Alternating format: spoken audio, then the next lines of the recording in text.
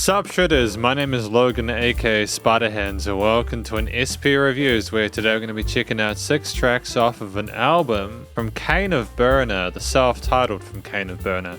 And if we switch over to here, we have reviewed previous works from them before. Kane of Byrna is a side project that I've reviewed before from an act named JC Coral. I've reviewed quite a bit of JC stuff and usually I have a really good time with it. And we're going to be checking out 6 tracks off of this album today, going from Red Militia through to Words Part 1, which is an instrumental.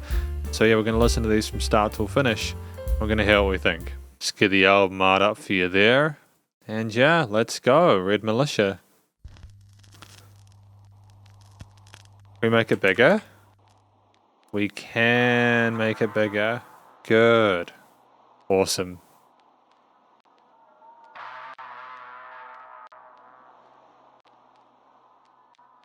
There's like a stuttering to it, which is kind of unconventional, but I appreciate it.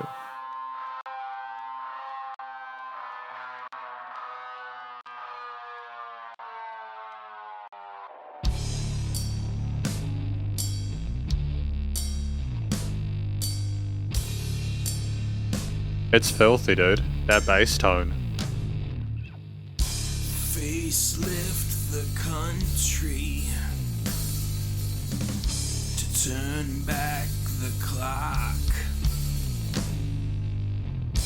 If you can't use your hate speech, you can use a Glock. Oh, snap.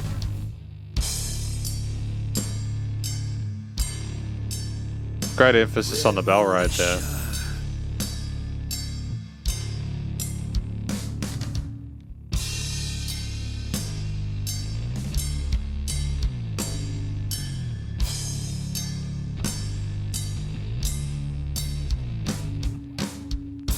Tear gas and soft shots in the crowds of oppression. Getting Megadeth vocal vibes from this a little bit. Military conflict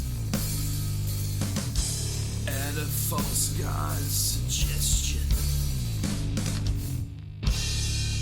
Firing squad. Stormtroopers. Red Militia. Take aim. I'm liking the studio production here. I think there's a great clarity to the drum kit. The vocals sound nice and present in the mix. Things are nicely recorded on the sides with the double tracks and everything like that. It's good.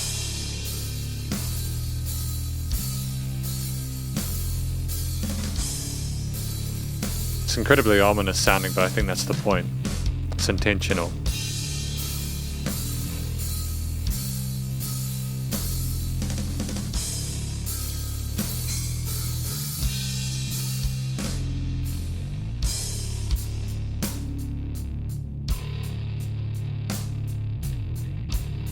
Approved and decorated, paid for and lied to, traders of fortune, sent in to kill you, firing squad. Stormtroopers, Red Militia. It's like a combination of sludge metal and some of the grunge that we had from the early 90s.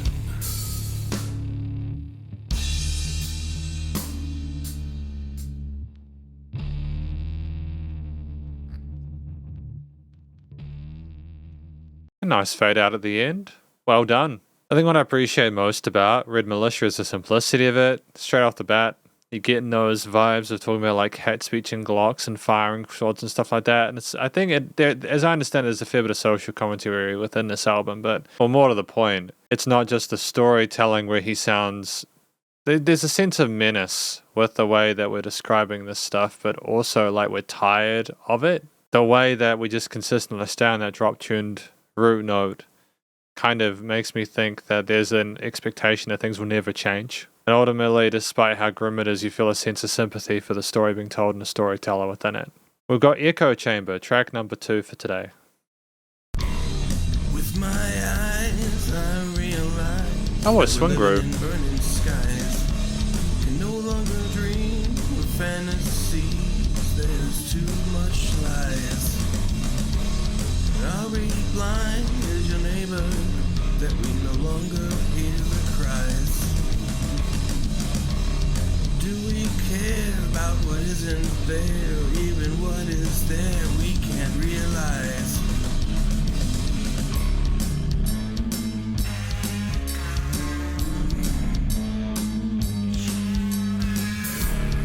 I love the effects on the vocals. I think that kind of like the whispers, the premonitions around your head, that fuzziness there is a really cool effect. Makes sense of what we're talking about. The books you ban are more than words that you can't understand. They teach our young some right from wrong, as well as let them do what they can. You have made good words to hate, because you can't do a color band. I like the randomization of those triplet fills.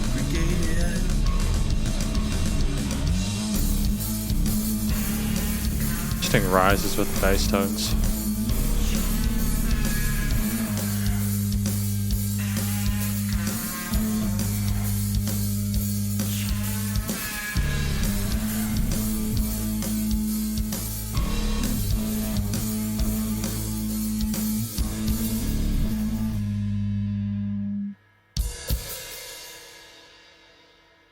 And if we compress the drum kit as a whole, have we recorded using individual mics, or have we recorded using like a live setup?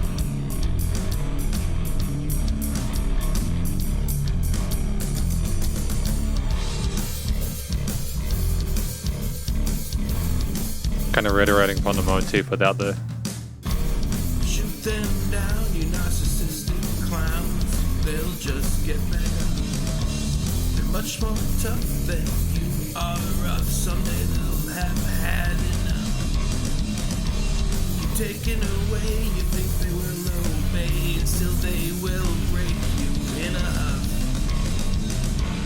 You can't change or rearrange. They will always call your bluff.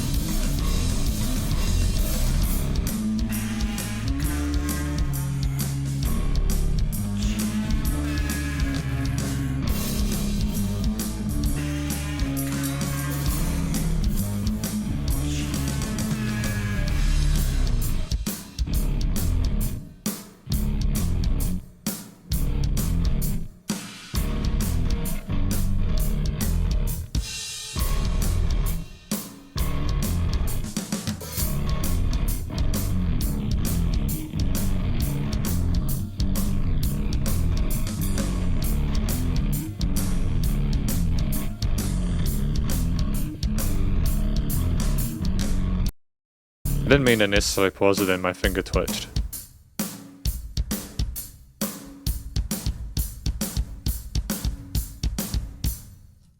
Okay, let's talk about this one. I mean, I think that the echo chamber idea with the vocal effects and the chorus was cool. I got the impression now we're more sort of talking about either people who instigated the echo chambers, maybe we were discussing people who were stuck in those chambers as if they couldn't think for themselves, or they were too stubborn to go out of those situations. Maybe the frustration that we felt about knowing people who were involved in this personally. There were a couple of things I really enjoyed about that really quickly. One of them was the way that we did those triplets, da-da-da-da-da-da, those triad runs there, or those legato runs there. We added an extra time per go or start line of the verse stanza, and it was great because it was satisfying to go da da da da da da da da da da da, and then da da da da da da da da da da da da da da da da, and then it had like 4 of those to go into the hook. It was like, oh yay, everything kind of resolved itself. So that was dope. I think there was a nice amount of variety with the bass and drum playing there. It almost seems like there could have been more added to have made it more colorful, but I think at the same time that's definitely not what we were going for here. We wanted it to be kind of dark and foreboding, and in that essence it totally ticked all the boxes. Really good album so far. Now we'll go Run to the Sky, track number 3, 4 off of the album.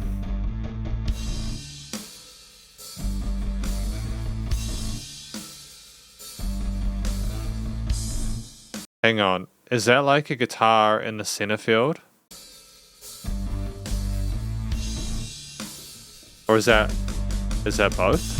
Violated, lost, Because chained, nullified, armistice, apathetic, strangled, left for dead.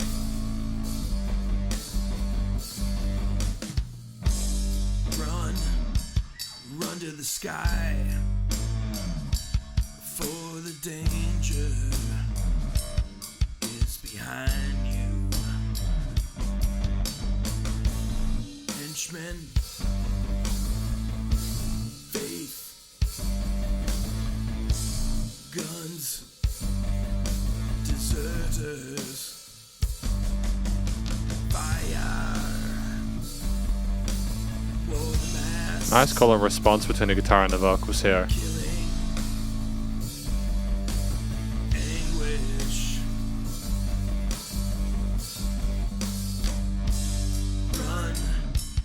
run to the sky for the danger is behind you.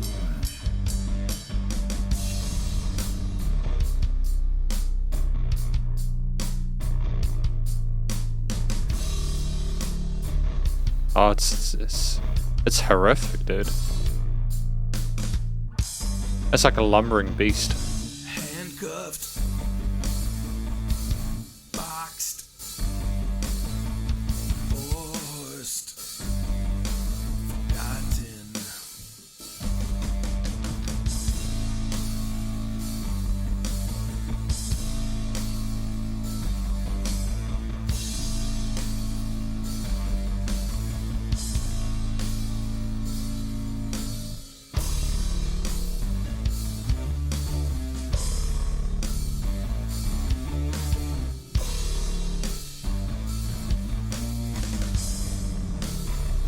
Or using an octoshift on a guitar. Kind of almost sounds dubstep-ish, to be honest, with how ferocious it is.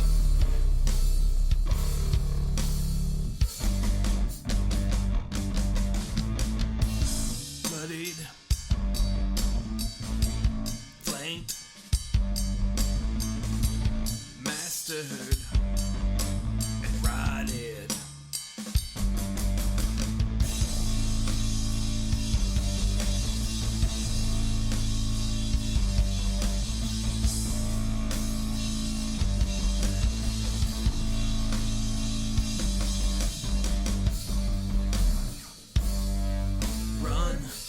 Run to the sky for the danger is behind you. Run to the sky for the danger is behind you.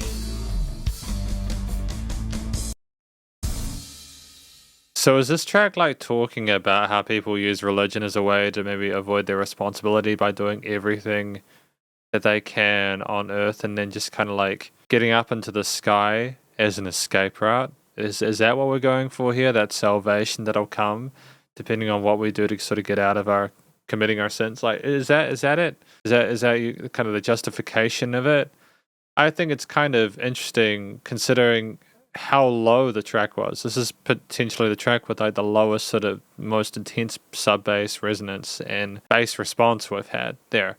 And it's almost like we're taunting them because we know they're probably going to end up in the ground. there was a lot of menace, a lot of aggression and angst to these guitar or bass lines. I'm not quite sure what instrument that is. I'm undecided at this point. It's difficult to tell. I think that it's very powerful music. I like the fact that even though I know JC Kroll can absolutely slam the drums, has got a lot of talent and skill in that area, that we're not necessarily saturating the composition with that. We're playing to the mood. That's maturity with composition right there, and it's very good. I also like the fact that we're a little more explorative with our vocal range. With this one, we went into some head voice parts, and it harmonized well with the rest of the elements within the arrangement. So good job at the halfway point. We got Laced, track number 4 for today. It's 6 minutes, so we're going to see how this one goes.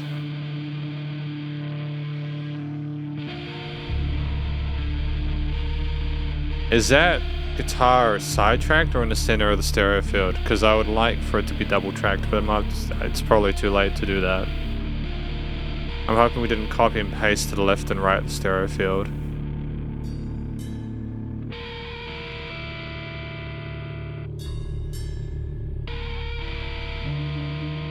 Incredible sound design though, it's so tense.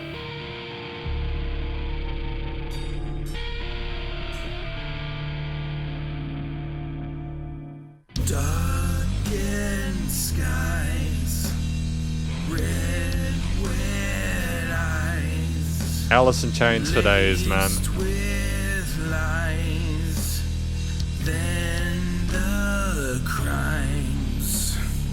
Careful.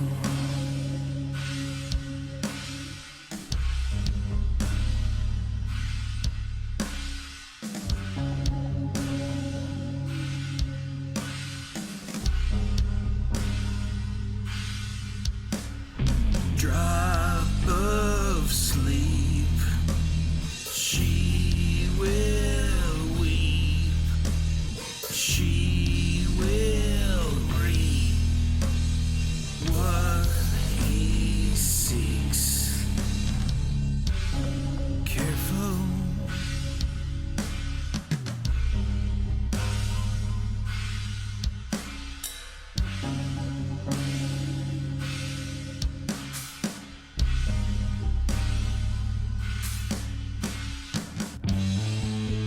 Hold on.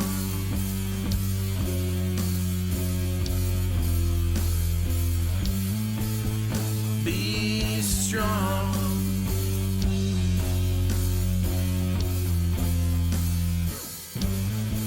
Stay away.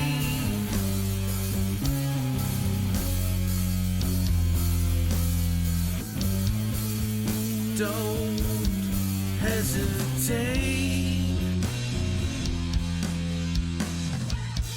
Laced with lies,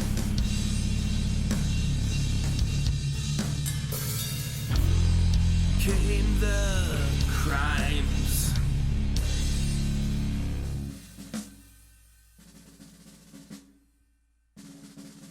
Hey, drum solo. Nice.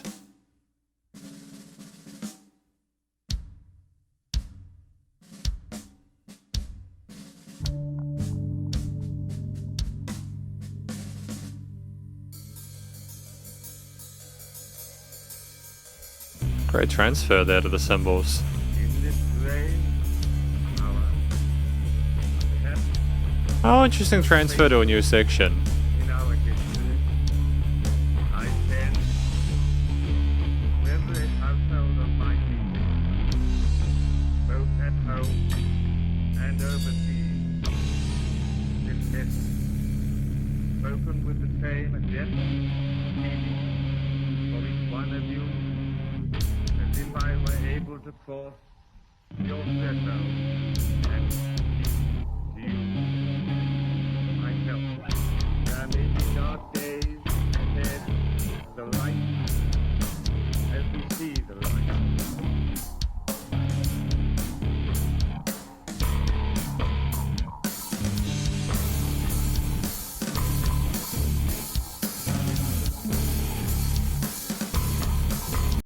I will comment that I don't think I can necessarily hear that voiceover clearly. It was a cool concept. I'm just wondering if we double checked whether we mixed it in mono to the right level before we balanced it. Generally, though, I'm really happy with how things are handled in that respect.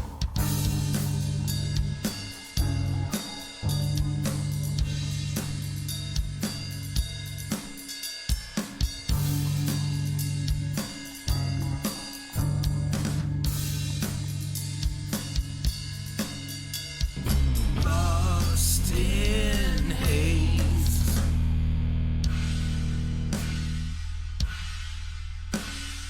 body weighs, feels like chains, seems like days. Careful.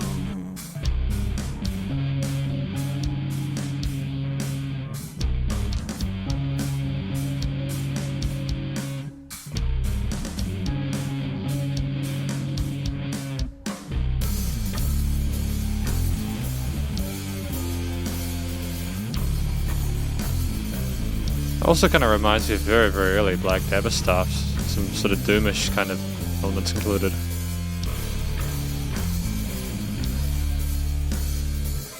Although I suppose you can argue that Doom would potentially be slower than this.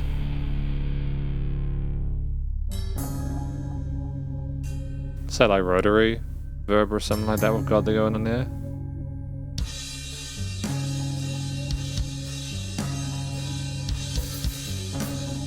Kind of sounds like a bad acid trip.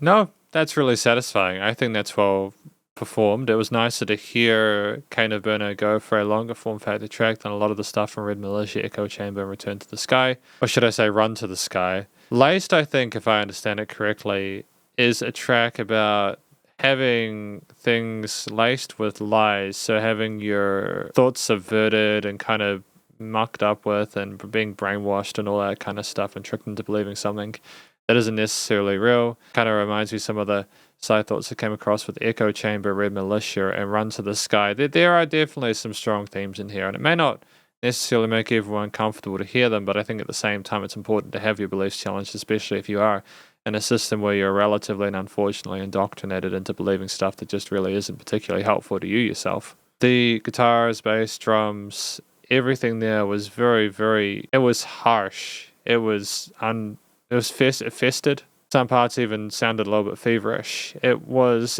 relatively easy to follow along to. I did like the little drum sort of buzz roll snare sort of solo we had halfway through it.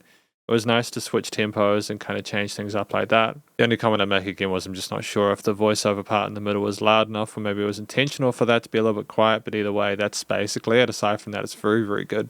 We got Under, track 7 off the album, track 5 for today.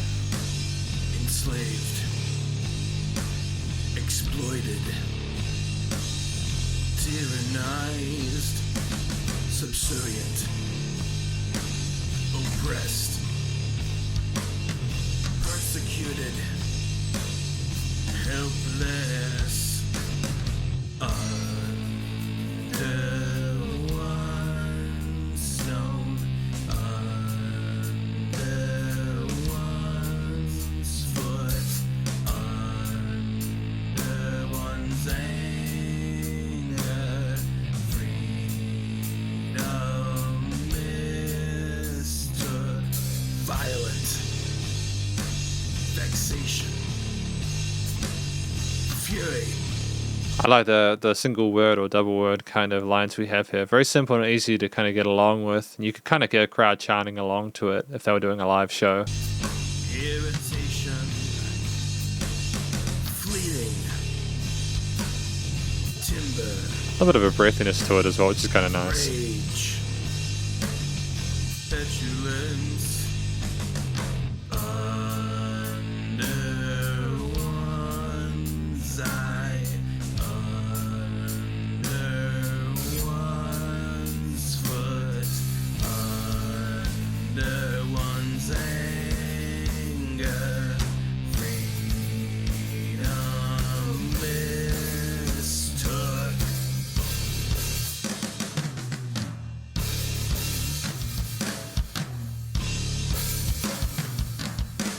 Phenomenal percussion accent here.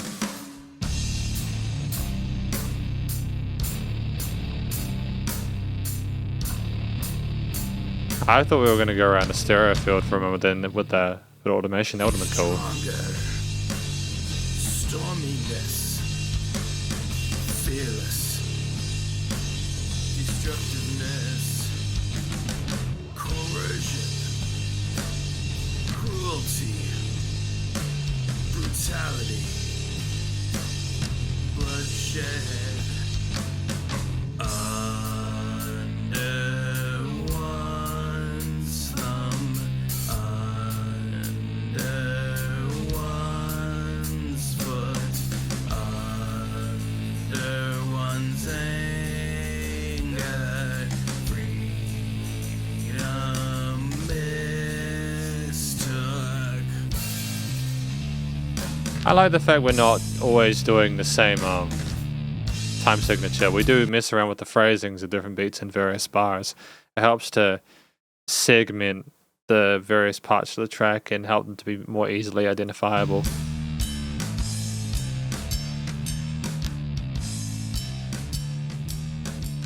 Oh, classier fade out. Nice.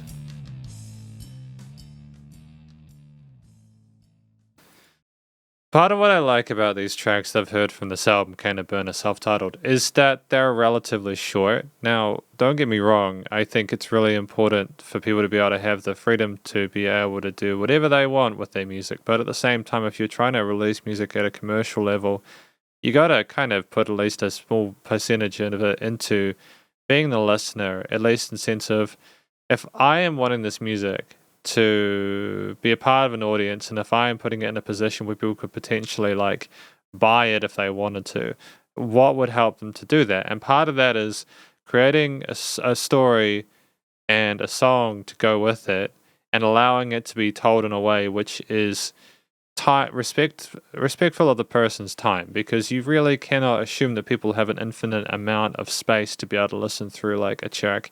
And the 2 to 4 minute sweet spot is something I talk about in my reviews a lot because of that. We've had that followed with most of these tracks today, with Lace the exception, but I think it was a great use of time and I understand what we were doing there.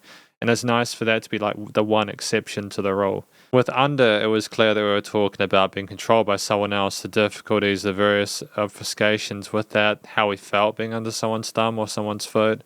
And the music had a sense of malice, as if it wanted to kind of bite back or kind of slash back, you know.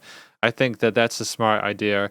It had a swing groove to it where it sounded a little bit kind of like hip and kind of cool, you know, like it subverted expectations in the sense that I wasn't expecting it to be as groovy. But at the same time, I think that's a beautiful thing, because if everything's just too stagnant with straight 4/4s, it can become a little bit rhythmically monotonous. I think if we're honest, this was a great use of time.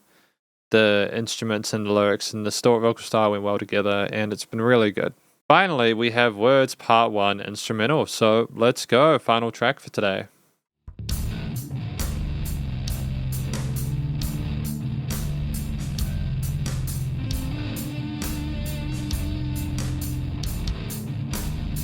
We interrupt the program now in progress to bring you a special report from Guam.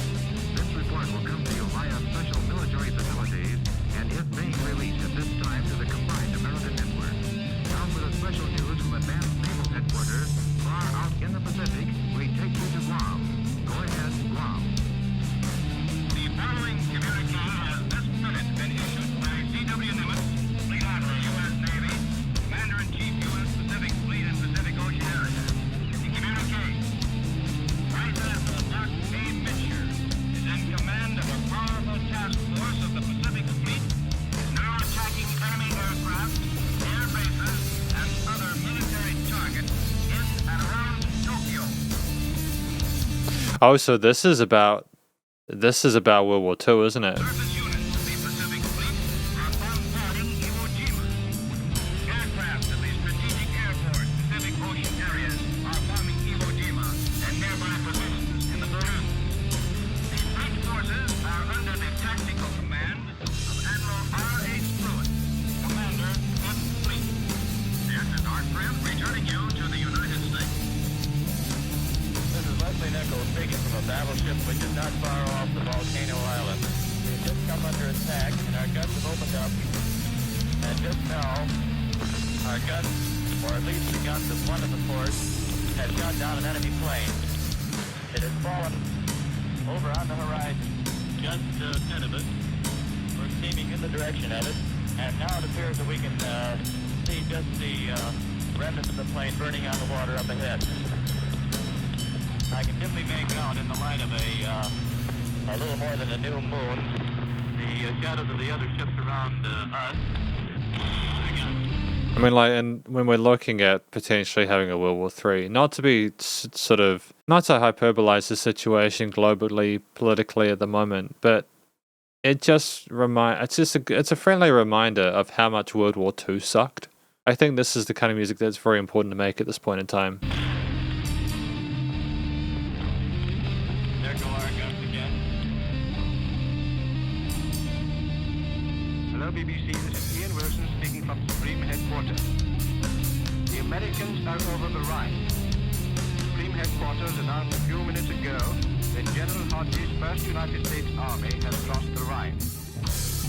Elements reached the Rhine and crossed to establish a bridgehead on the east bank, somewhere south below.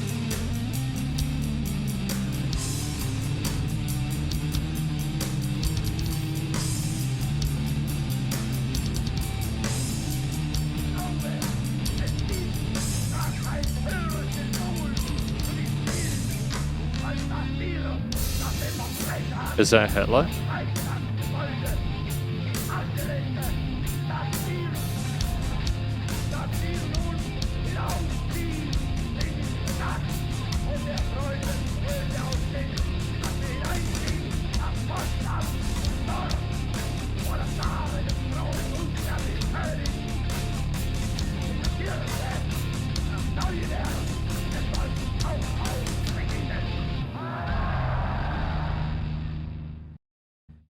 I mean, I think that this is fairly self-explanatory to a certain extent. I think that we were commenting on a situation in the second half of World War II where we were talking about when America, the States, and Japan were getting involved with each other and a lot of terrible stuff was happening.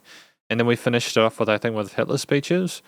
And maybe considering the propaganda that we've discussed so far throughout this album, we're talking about the different sides and how they sort of tell words to their own people and the impacts that it has on those that listen, and especially those that are quite vulnerable to being, well, in fact, just everyone, because words have consequences. This is one of the best tracks off of the album, primarily because it does something I really enjoy, where a composer will try and create music to suit a voiceover or something like that. Music to provide a sort of an oral environment for the voiceover or the tale or the piece of history that you've been learning about. And I like that people are educated in an extent by this kind of stuff. It's really smart, but it's also incredibly difficult to do because you don't have control over what was initially said. You've got to kind of try and reinterpret the way they felt, or however the person said it felt, or you've got to combat against it and create almost like a parody or a commentary on what they're saying and put that into your own music, into your own style. I think that J.C. Crowe did this extremely well.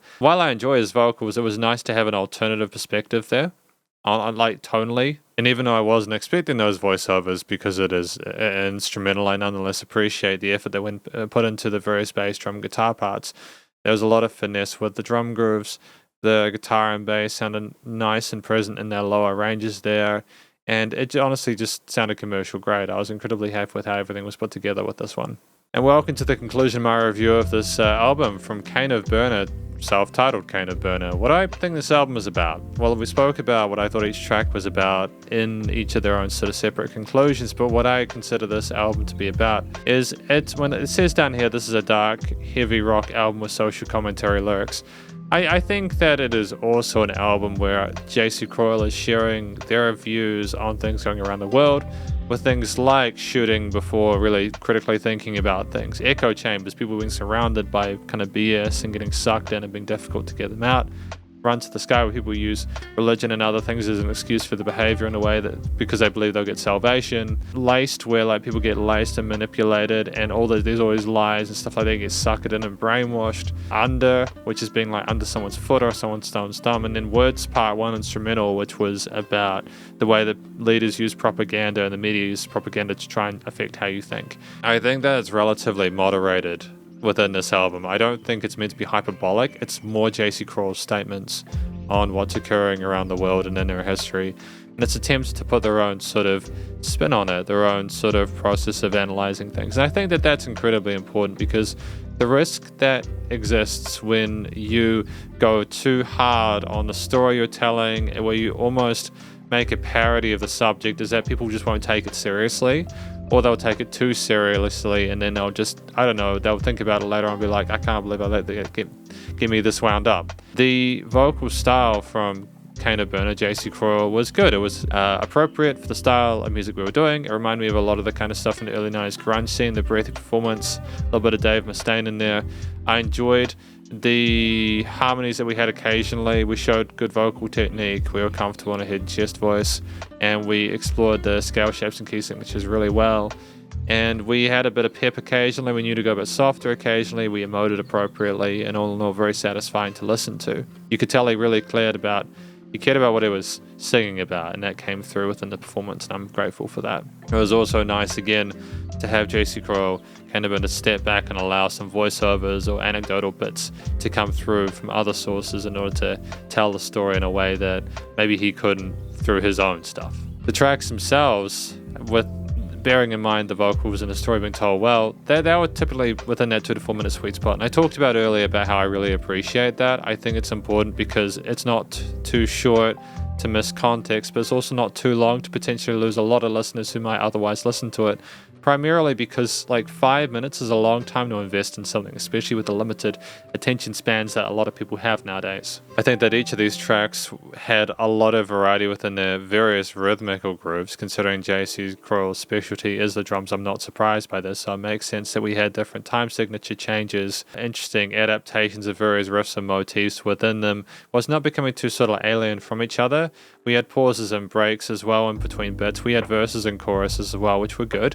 So we had contemporary elements, but some of them were almost through composed, like the Words Part 1 instrumental. Where it was more important for us to just follow along with what was being told in more of like an ad-libbed way, but it wasn't ad-libbed because it was well written and performed, and it clearly was planned out and very proficient. Laced at 6:01 was, well, good use of time though, outside of the 2 40-minute sweet spot, because of the range we have with the vocal parts, different sort of vocal sections, but also the instrumental bits that we had. It was great. It was really well fleshed out. There was no filler, and we made the most of the instruments within the arrangement that involved the layers. So if I talk about those for a minute, the drums were phenomenal. I really appreciated how much J.C. Kroll was pocketing, and relative to what I've heard from him in the past, it was very well controlled, and I think that he played to the theme, to the story that was being told there in a way that was very respectful for it. And I'm so thankful for that, because no matter how well you can drum, it's always important to play in a way that makes sense with like the bass elements and the guitars and all the other things. And I think that, there were tight performances with the tempo well kept, and there was enough dynamic range, as well as a little kind of the frilly bits, like the buzz rolls were kind of sassy as well. Lots of fills and high grooves to enjoy. Bass guitar was fantastic. It had a nice sub-bass resonance there that was never too much. It got very, very close in some tracks, I think, such as Run to the Sky, but I think that all in all was very satisfying to listen to. It followed the root notes of the chord progressions really well. It explored the upper registers occasionally. There were some nice sort of triplet legato bits in certain tracks to match the swing rhythm, but it never overplayed, and it kept that kind of really severe tone well for the vast majority of it. The guitar parts, I think that there were guitars, and I think they were done well. I'm also unsure if they're not just distorted basses though. They were so low tuned, they were so drop tuned. I'm just unsure. I know that's a weird comment to make, but I think that if there were guitars that were well played, keeping them in the lower register was a smart move, because it allowed us to really just focus on like the depression of it all. And it was especially satisfying to hear the fact that they stacked on top of each other even when they all went down into the low ranges. There were unexpected chromatic shifts there, some interesting diminished phrasings there between the major and minors and bluesy and pentatonic scale shapes, but we never soared. It allowed a lot of space for J.C. Croyle, Kane of Byrna, to sit on top of the arrangement, and it was very respectful of our time through being well played and nice and interesting to listen to. If we did repeat motifs, they were made well enough that we didn't become disinterested because of the variety of different fills and rhythms and notes in there. And I think that each main sort of track mirrored the theme of the lyrics, because if we talk about the themes within this album, there was just really sad, grim, awful music. It's uncomfortable to listen to in the sense that you know there's some pain and some anguish and some real feelings behind it. It's not just the Phrygian mode phrasings there with the bass lines going from the 3 to 1 and stuff like that, some diminished sort of flat fives, etc. It's also just some chromaticism occasionally that makes it super sort of almost neurotic and incredibly... It's unpleasant, but you know it's because the subject matter is unpleasant. But I nonetheless enjoyed the music regardless, because A, I don't think music needs to sound pleasant to be good.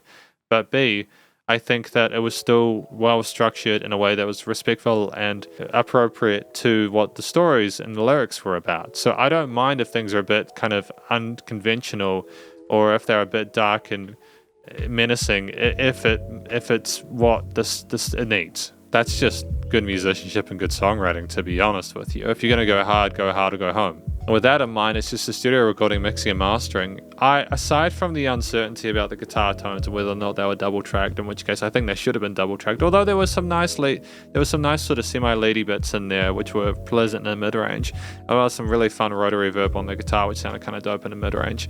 I'm just not sure if the guitar and drums need to be stacked together in the center of the stereo field, but the drums had a nice great presence to them in the mix, and so did the vocals. Things were well EQ'd and filtered. It was nice and raw sounding with a lot of the elements as well, which made it sound like a live take. It was nice and wide in the stereo field with lots of stuff to really kind of interest you, especially some of those sort of ride and cymbal taps and stuff that we had that were like on the far sides of the left and right, and things were well filtered and notched in the frequency spectrum. There's a lot of sub-bass resonance, almost too much but not quite.